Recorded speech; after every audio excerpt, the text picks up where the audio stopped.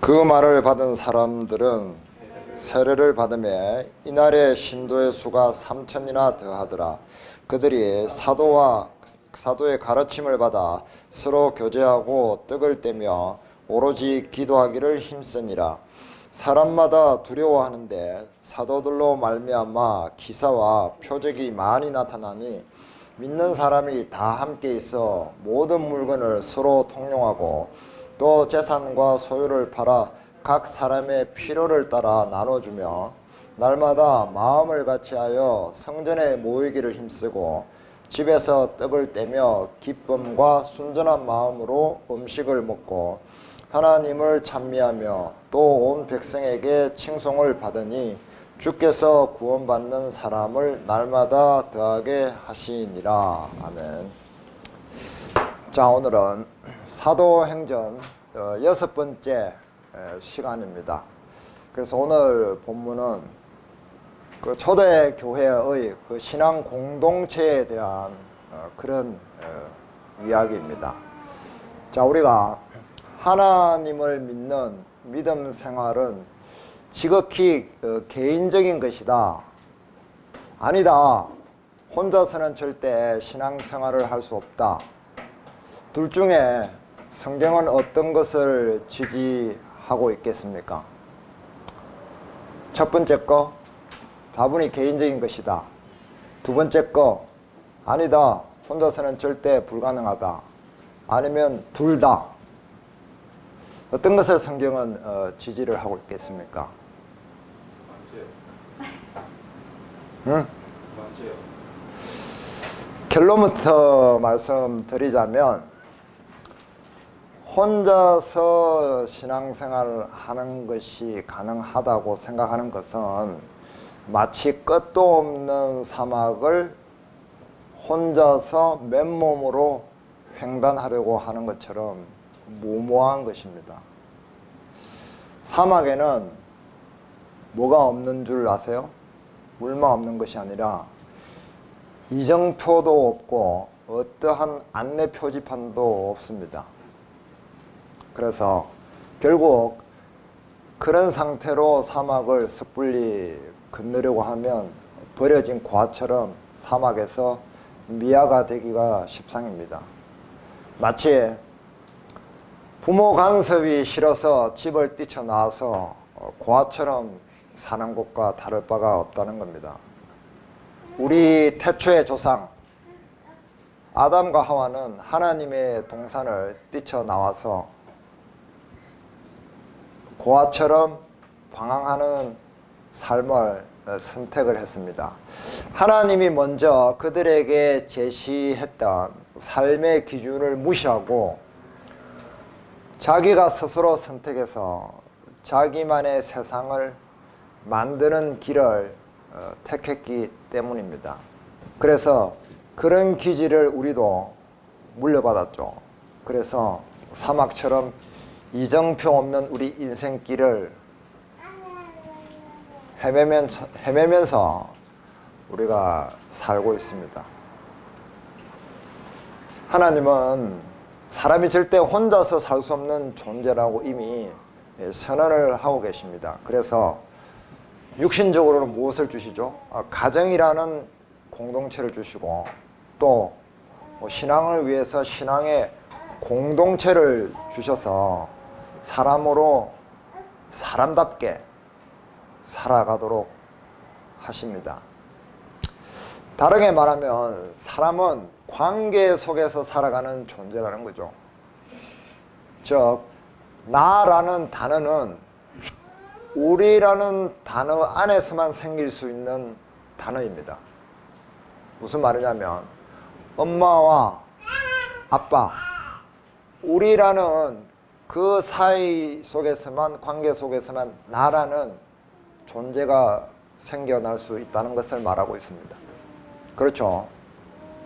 그래서 엄마, 아빠, 형, 누나, 동생 이런 우리라는 가족 공동체가 생기는 겁니다. 그래서 그 속에서 우리는 삶을 살아가죠.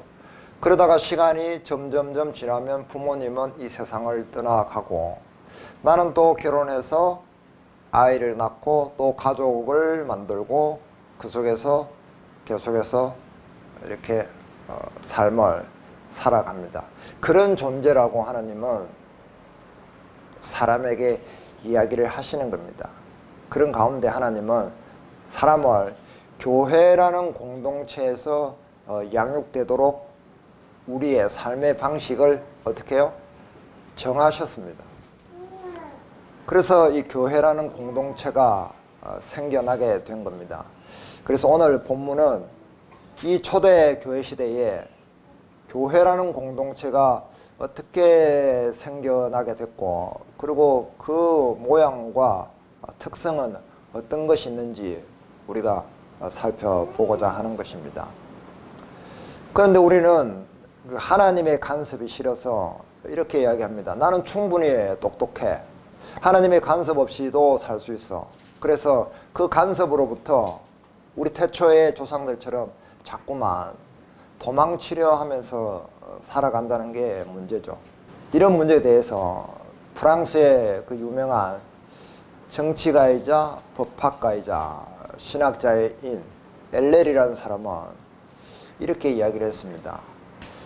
하나님으로부터 사람이 독립하고자 하려는 것은 죄악된 세상으로 예속되어져 가는 것이라고 그 심각성을 이야기해 줍니다. 마치 가족 공동체에서 섣불리 독립을 해버리면 허벌판에 허수아비처럼 헐벗게 되는 것처럼 이 신앙의 공동체에서 섣불리 사람이 독립을 해버리면 이 세상에 죄악된 세상으로 속해져서 점점점 빨려 들어간다는 겁니다. 세상의 모든 문제에서 자유롭지 못하고 그 문제 속에 휘말리게 된다는 거죠. 세상의 사회, 정치적인 상황, 그런 상황에 빨려 들어가게 되고, 또 경제적인 상황, 경쟁해야 되고 다퉈야 되고 싸워야 되고 전쟁을 해야 되고 악을 써야 되고 하는 그런 모든 세상의 문제에 대해서 자유를 빼앗기게 된다는 거죠. 그 이유가 뭐냐면 하나님으로부터 사람이 독립을 하고자 하는 그 욕망에서부터 시작이 된다는 겁니다. 세상이 우리를 가만 놔주지 않죠. 이런 사회에서 여태까지 우리는 살아오고 있다는 겁니다. 그래서 지금까지 내가 살아온 내 인생의 중간 성적표를 점검을 해보면 그렇게 깔끔하지가 않다는 겁니다. 무언가 뒤죽박죽 뒤섞여 있는 그런 헝클어진 그런 모양의 성적표를 보게 된다는 거예요. 그러면서 이런 말을 자기도 모르게 자동적으로 내뱉는다는 겁니다. 이 생, 망. 이 세상은 망해서의 준말입니다. 영상을 하나 보여드릴게요. 난 편의점인 줄 알았어.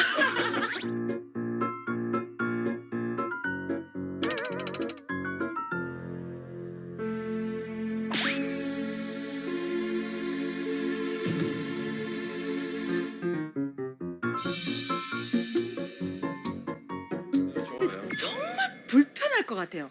그러니까 여기 보면 조리대가 없어요. 뭐 하나 도마 하나 꺼낼 때가 지금 정말 없거든요. 안 불편하세요? 기계 이런 거는 필요하니까 주로는 이 공간을 써요. 여기 아, 조리대가. 이렇게 꺼내가지고 이렇게 하고 Who's that girl all alone, dazzling your senses? You cross the room to say hello, swinging for the fences. Well, you're reaching for the stars, but that's the kind. 가장 또 궁금한 데가 거기예요. 딱 들어서 편의점이다. 제가 소리쳤어. 열어봐. 둘, 셋. 와!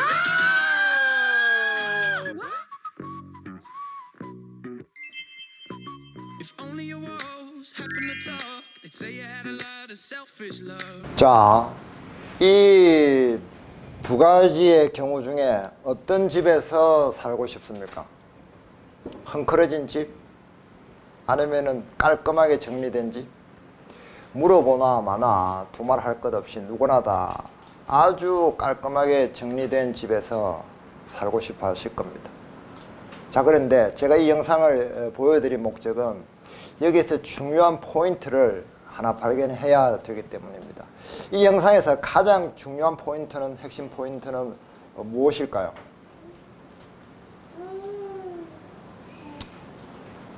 어떻게 before와 after가 생길 수 있느냐는 거죠. 그것은 바로 이 신박한 정리를 한 사람에게 있습니다. 이 전문가에게 있다는 얘기를 하고 있는 거죠.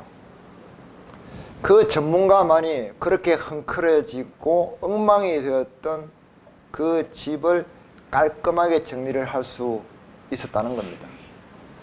그 집안에 살던 사람들은 그렇게 정리하는 것을 엄두도 못 내고 있었죠.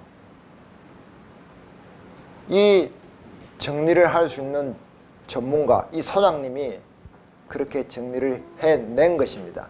그런 능력이 있기 때문에 그렇습니다. 그래서 우리가 여태까지 살아온 우리 삶이 엉망진창이 되고 헝클어져 있는 우리의 삶은 그것을 바르게 정리하실 수 있는 분이 유일하게 하나님 한 분이시라는 그 이야기를 하고 있는 겁니다. 우리는 우리가 흐트러 놓은 우리의 삶을 바르게 정리할 수 있는 능력이 없어요. 오로지 하나님만이 그러한 일을 하실 수 있는 겁니다. 그래서 하나님은 그러한 생활의 표준을 공동체를 통해서 제시하시고 가꾸어 가시기를 원하시는 겁니다. 이것이 우리가 신앙의 공동체가 필요한 이유이고 또 이것을 정확하게 밝히고 알아야만 하는 이유입니다. 사실 하나님은 성경 곳곳에 이미 하나님의 교회에 관한 모습, 신앙의 공동체에 관한 모습을 먼저 보여주시고 우리가 쉽게 알아보도록 하셨습니다. 그럼에도 불구하고 우리는 너무 무식해서 때로는 엉뚱한 곳에서 시간 낭비를 하고 때로는 고아처럼 방황하면서 살아가고 있는 겁니다. 그래서 먼저 우리는 하나님의 신앙 공동체, 하나님이 기뻐하시는 신앙 공동체가 무엇인지 제대로 알아야만 합니다. 그래서 오늘 본문에 나타난 초대교회의 공동체 특징에 대해서 알아보고 있습니다. 이 가운데 이 본문에서 내용을 일일이 다 훑어볼 그 시간이 없기 때문에 핵심적인 요소만 이렇게 짚어보겠습니다. 41절을 보시죠. 41절을 보시면 42절을 보겠습니다. 그들이 사도의 가르침을 받아 서로 교제하고 떡을 떼며 오로지 기도하기를 힘쓰니라. 네 가지의 특징이 나타나죠. 첫 번째는 사도의 가르침이 있고요. 그 다음에는 교제가 있고, 그 다음에는 떡을 떼고, 마지막으로 기도를 힘쓴다는 내용이 나옵니다. 그리고 이 42절 이하의 내용들은 이 공동체의 모습들을 좀 더 확장해서 좀 더 추가적으로 설명해 주고 있습니다. 그래서 이 초대교회 특징을 살펴보면 이 네 가지로 먼저 압축을 할 수 있는데요. 사도들의 가르침이 있다는 겁니다. 초대교회 시대에는 이 사도들의 권위가 컸을까요? 작았을까요? 엄청나게 컸습니다. 우리가 바울 서신에서 언급된 부분 때문에 사도들이 굉장히 천대를 받았다고 이렇게 잘못 알고 있는 경우가 있는데 사실 그렇지 않았습니다. 사도들은 예수님과 거의 맞먹는 권위를 그 당시에 가지고 있었습니다.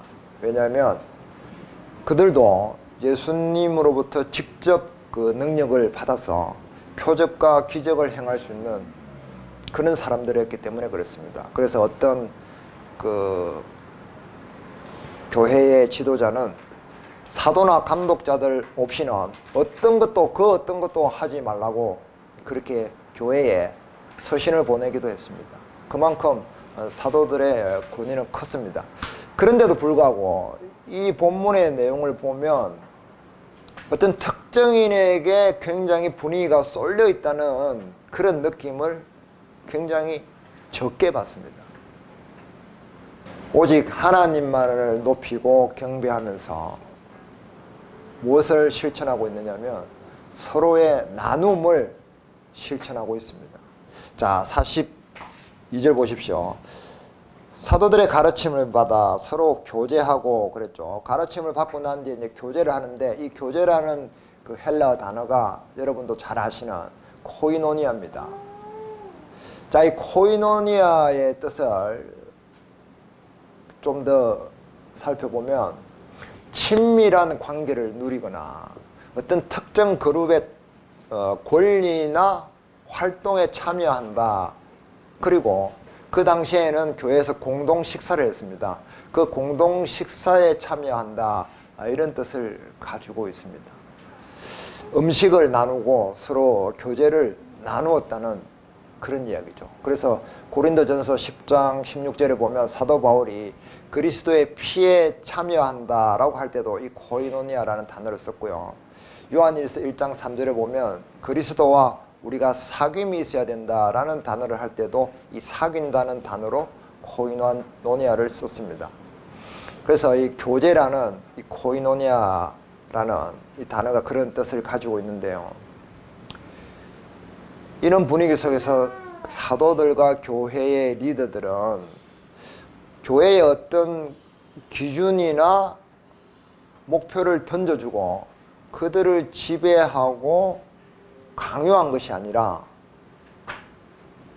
하나님의 기준을 자기들 몸에 체득한 것을 각 사람에게 형편에 맞도록 그 표준을 제시를 해주고 자기 자신을 나누어주는 방식을 취했습니다.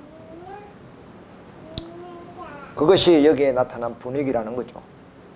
고린도후서 여기 잡으시고 고린도후서 12장으로 가보겠습니다.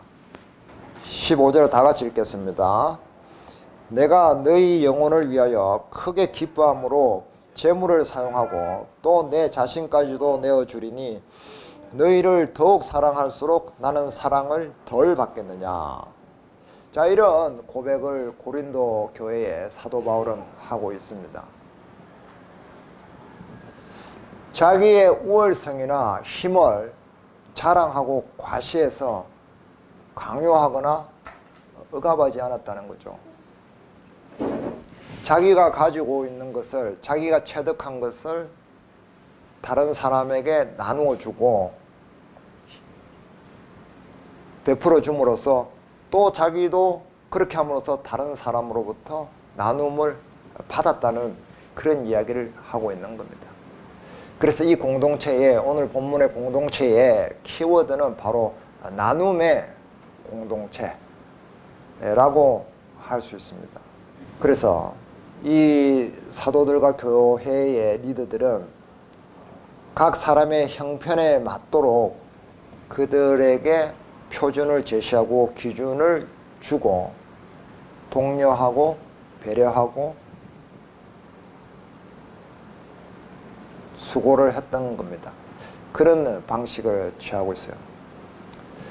우리는 나눈다고 해서 뭐 누군가 일방적으로 막 희생하고 막 베풀고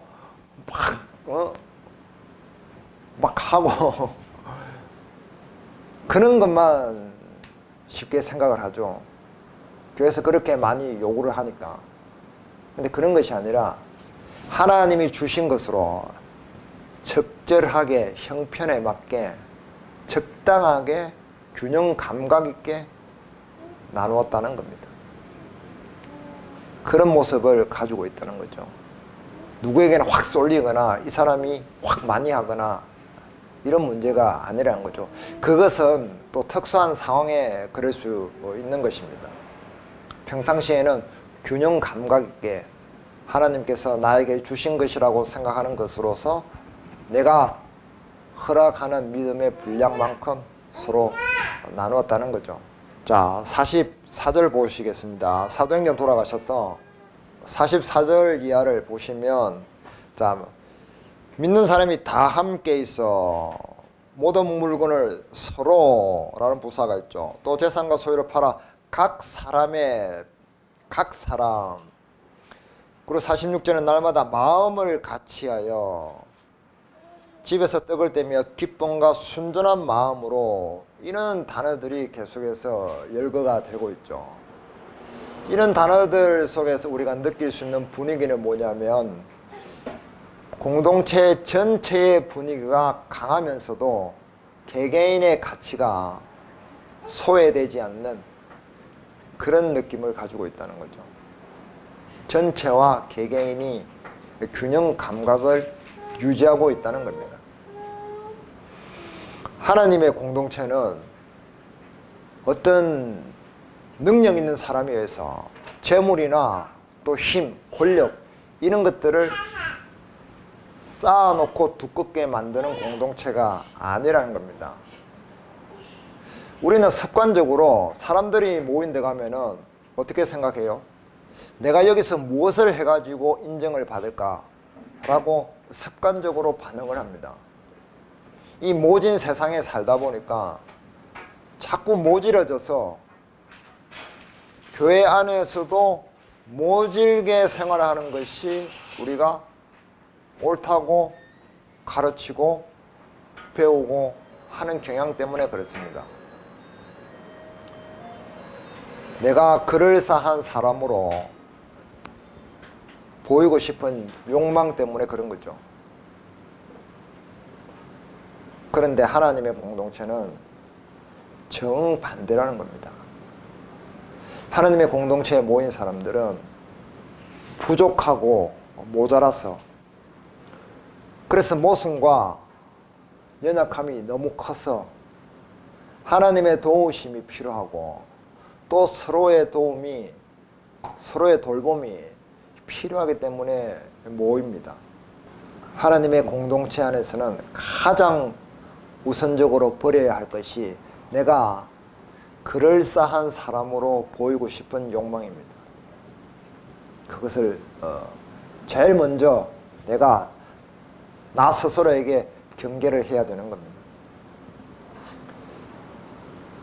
내가 그럴싸하게 보이려고 하는 그런 욕망이 만들어내는 나의 능력과 힘은 무엇을 만들어내느냐면은 자꾸만 어떤 권력이나 재물을 생산을 해내는 거예요. 내가 능력이 있기 때문에 무언가를 계속해서 하죠. 보여주기 위해서, 인정받기 위해서. 그러면 거기서 무언가가 계속해서 생산되게 마련이라는 거죠. 그 생산되는 것이 무엇이냐면 권력이나 돈이라는 겁니다. 그것이 그 공동체 속에 쌓이게 되는 겁니다. 점점 두꺼워지는 겁니다. 그것이 점점 퍼져나가게 된다는 거죠. 그래서 사람들은 거기서 경쟁을 할 수밖에 없게 된다는 겁니다. 그러나 그런 권력과 재물이 쌓이는 공동체에는 어떤 짐승의 때가 몰려듭니다. 그 짐승은 바로 독수리입니다. 독수리는 시체를 뜯어먹습니다. 레위기 11장에 보면 부정한 짐승에 대해서 하나님이 말씀을 하시는데, 독수리는 시체를 먹는 짐승이기 때문에 부정하다고 말씀하고 있습니다. 그리고 마태복음 24장에도 보시면 종말 때에 많은 사람들이 죽게 되는데, 그 죽은 시체를 뜯어먹기 위해서 독수리 떼들이 모여든다고 예수님께서도 말씀합니다. 시체를 뜯어먹는 독수리는 부정한데, 그 독수리가 있다는 것은 시체들이 많다는 거죠. 그래서 권력과 재물이 쌓여있는 공동체는 죽은 공동체입니다. 그래서 거기는 독수리가 많은 겁니다. 그러나 하나님의 공동체는 이와 정반대로 나눔의 공동체라는 겁니다. 오늘의 키워드. 예수님처럼 나누기에 너무 바빠서 밥 먹을 시간도 없을 정도로 나누는 것에 체질화되어 있는 공동체입니다. 우리가 나누는 것만큼 사람에게 큰 행복감을 주는 요소는 없습니다. 이것을 체험하지 못하는 사람은 굉장히 불쌍한 사람입니다. 왜냐하면 행복이라는 열매에 알맹이를 맛본 적이 없기 때문입니다. 결국 땅속에 들어갈 그런 시점에 다다랐을 때 비로소 껍데기만 가득한 삶을 살았다고 느낄 것이 뻔합니다. 하나님은 우리가 서로 나눔으로 연결되기를 원하십니다. 나는 무엇을 나누기를 원합니까? 여기 42절에 서로 교제하고 하다는 뜻은 친밀한 관계를 나누고 어떤 공동체의 권리나 활동을 나누고 특히 음식을 나누었다는 비중이 좀 더 크게 작용하고 있습니다. 왜냐하면 그 당시에는 음식은 생명과 직결되는 것이죠. 그래서 음식을 나눈다는 것은 서로 생명을 돌본다는 그런 일이었습니다. 근데 지금 우리 시대에는 음식의 결핍 때문에 죽고 사는 일은 지극히 드문 일이죠. 우리 시대에는 무엇의 결핍 때문에 사람이 죽고 삽니까? 마음의 결핍 때문에 사람이 죽고 사는 겁니다. 그래서 지금 시대는 초대교회에 음식으로 서로 생명을 돌보았던 것처럼 우리는 마음을 나눔으로 서로의 생명을 돌보아야만 합니다. 로마서 12장 가보겠습니다. 로마서 12장 16절 같이 읽겠습니다. 15절 16절 함께 읽겠습니다. 즐거워하는 자들과 함께 즐거워하고 우는 자들과 함께 울라. 서로 마음을 같이하여 높은 데 마음을 두지 말고 도리어 낮은 데 처하며 스스로 지혜 있는 채 하지 말라. 즐거워하는 자들과 함께 즐거워하고 우는 자들과 함께 울라. 사도 바울의 권면입니다. 기쁨을 나누고 슬픔도 나누며 울음도 나누고 눈물도 나누어야 합니다. 힘들어서 주저앉고 싶었던 마음, 잠자리에 들 때 서러워서 울고 싶었던 마음, 세상과 세상 사람들의 비정함 앞에 무기력하고 연약한 나의 나약함에 대해서 나누고 서로 돌아보아야 되는 그런 시대라는 말입니다. 그래서 교제하며 사도행전으로 다시 돌아가겠습니다. 교제하며 뒤에 오는 떡을 떼며 라는 데까지 나아가야 됩니다. 떡을 뗀다는 것은 예수님의 새 생명에 참여하는 것을 이야기를 하죠. 부활의 생명으로 살아가는 것을 이야기합니다. 부활의 생명은 무엇의 반대입니까? 죽어있는 삶의 반대입니다. 내 삶이 살아있느냐 죽어있느냐의 문제라는 거죠.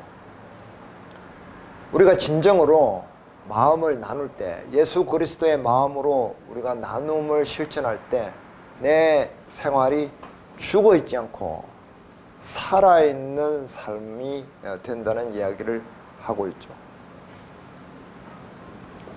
그래서 우리가 서로 마음을 공유하고 나누는 공동체가 되어야 되고, 그리고 이 공동체의 기능이 제대로 작동할 때 우리가 예수님 안에서 계속해서 뭐 해요? 지치지 않고 갈 수가 있는 거예요. 지쳐버리지 않고 낙오하지 않고 살아갈 수 있게 되는 겁니다. 끝까지 경주를 하게 된다는 거죠.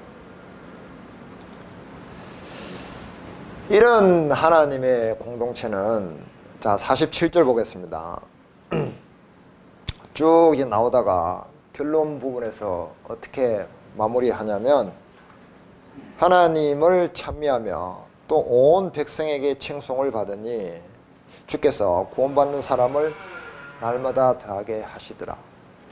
자, 하나님에게 칭찬을 듣고 기뻐하심을 대우받을 뿐만 아니라 믿지 않는 불신자들에게조차도 칭송을 받는다는 거죠. 이 칭송이라는 헬라어는 카린인데 원어가 카리스라고 해요. 원음이 그 카리스라고 하는데요. 이게 무슨 뜻이냐면 우리가 잘 알고 있는 은혜라는 뜻입니다. 여기 칭송으로 번역을 했지만 은혜라는 뜻을 가지고 있어요. 근데 이 은혜라는 뜻을 좀 더 깊이 살펴보면 내부적인 의미가 있고 외부적인 의미가 있어요. 이 내부적인 의미는 우리가 잘 아는 것처럼 값없이 받는 선의, 자비 이런 뜻이죠. 근데 외부적인 뜻은 뭐냐면 누군가 진정으로 선함을 베풀어진 결과로 얻어지는 것, 이게 이 은혜라는 뜻의 외부적인 의미예요. 내가 진정으로 어떤 사람에게 마음을 나누고 좋은 관계를 맺었을 때 그 사람으로부터 은혜를 받는다는 거죠. 아까 사도 바울도 자기 재물을 허비하고 나누고 자기의 삶을 나눴을 때 다른 사람으로부터 또 주님으로부터 사랑을 받았다고 했죠. 그 결과물로. 그것을 이야기하고 있습니다. 이 공동체의 사람들이 나눔의 실천을 하는 그런 삶을 보이니까 불신자들에게서조차도 칭송을 받고 칭찬을 받고 매력을 받았다라는 뜻을 가지고 있어요. 호감을 얻었다라고 얘기를 하고 있는 겁니다. 이것이 하나님이 기뻐하시는 공동체의 모습이라는 거죠. 하나님의 공동체는 불신자 이웃들에게 그들을 정복의 대상으로 여기는 것이 아니라 똑같이 이웃으로 여기고 대우하는 겁니다. 그냥 옆에 살고 있는 사람이고 길거리에서 만나서 인사하고 시장에서 만나서 서로 인사하는 그런 사이의 이웃이라고 이야기하고 있습니다. 저녁이 되면 같이 음식을 나누고 같이 웃기도 하고 같이 울기도 하는 그런 그냥 이웃이라고 이야기를 하는 겁니다. 그들과 분리시켜서 생각을 하지 않는다는 거죠. 이것이 정상적인 하나님의 공동체의 모습이라는 겁니다. 이것이 하나님이 기뻐하시는 우리 신앙 공동체의 모습이라는 거죠. 자, 오늘 우리는 하나님께서 바르게 보시는 신앙 공동체의 모습에 대해서 조금 알아봤습니다.